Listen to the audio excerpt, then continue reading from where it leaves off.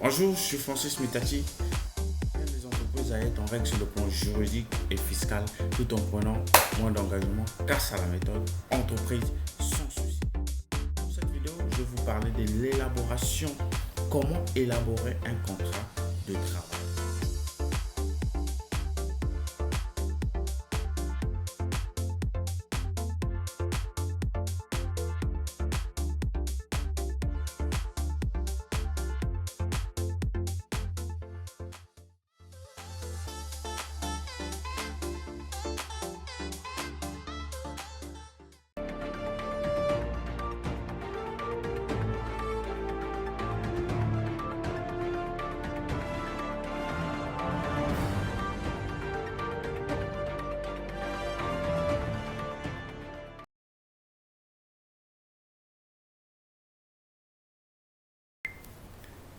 Bonjour, je suis Francis Mitati.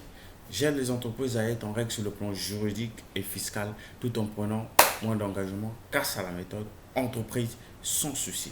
Si vous voulez profiter de cet accompagnement, je vous invite de vous abonner sur ma chaîne YouTube en cliquant sur le bouton s'abonner qui se trouve en bas de cette vidéo.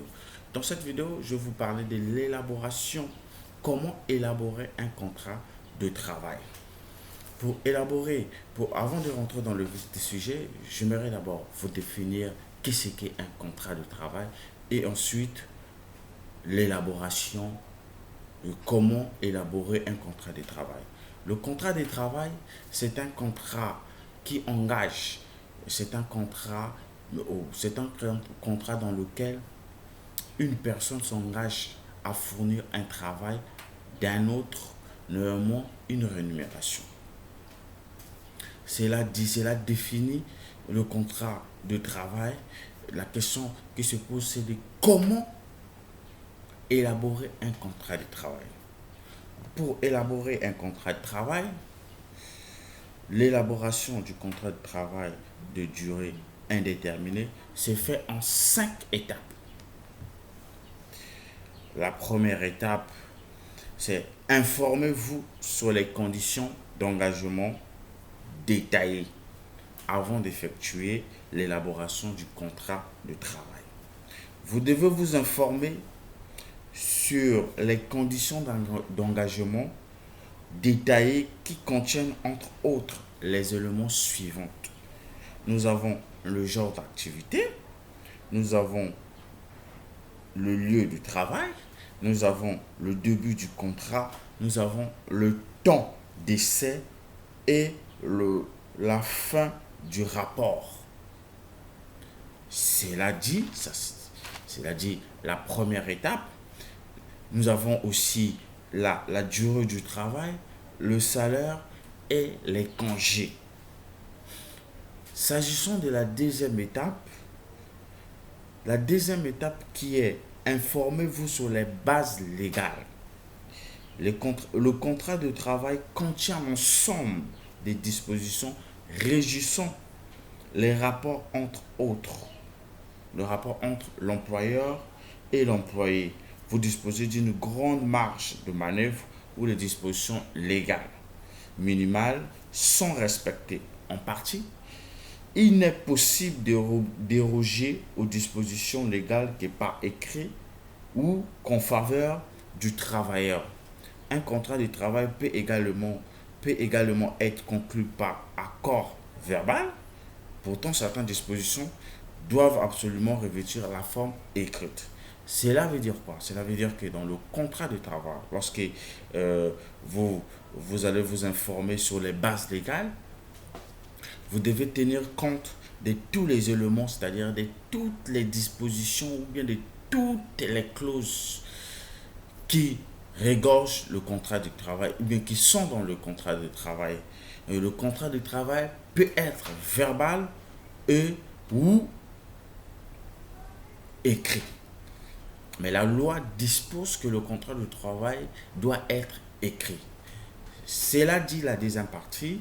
Nous avons la troisième partie qui est vérifier quels points sont déjà réglés dans le règlement du personnel.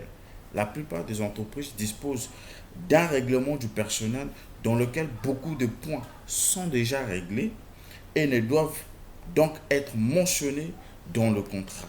Il s'agit souvent d'aspects tels que le règlement intérieur, le règlement des heures d'appoint et le règlement des heures supplémentaires, et les congés et les jours fériés, et des, l'octroi de congés pour les affaires personnelles.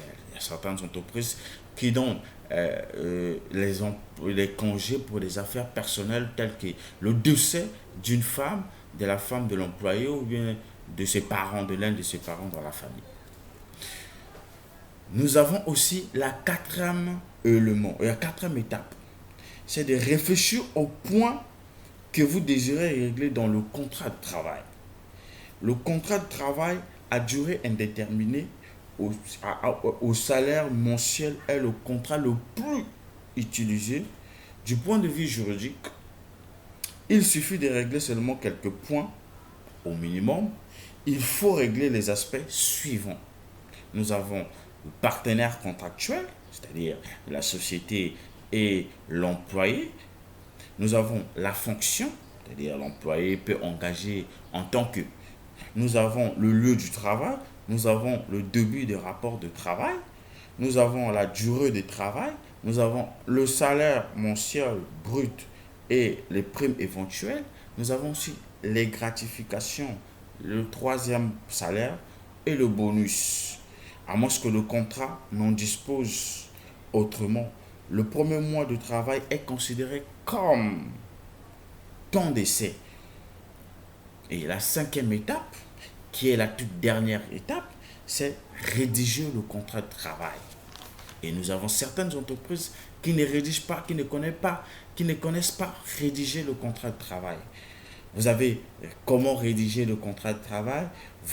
Vous avez maintenant récolté toutes les informations nécessaires de l'élaboration du contrat. Vous avez quelques points doivent encore être réglés dans le contrat et quelques aspects sont déjà traités dans le règlement du personnel, parce que le règlement du personnel va vous aider aussi à comment rédiger le contrat de travail à durée indéterminée. Nous avons des éléments de comment rédiger le contrat de travail dans la cinquième étape qui est la toute dernière étape sans. Nous avons le partenaire contractuel, c'est-à-dire la société et le collaborateur. Nous avons la fonction, c'est-à-dire engagé en tant que. Nous avons le lieu du travail.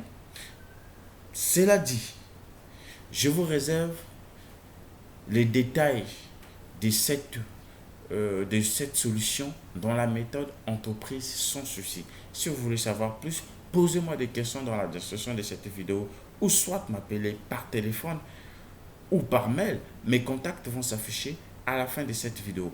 Merci.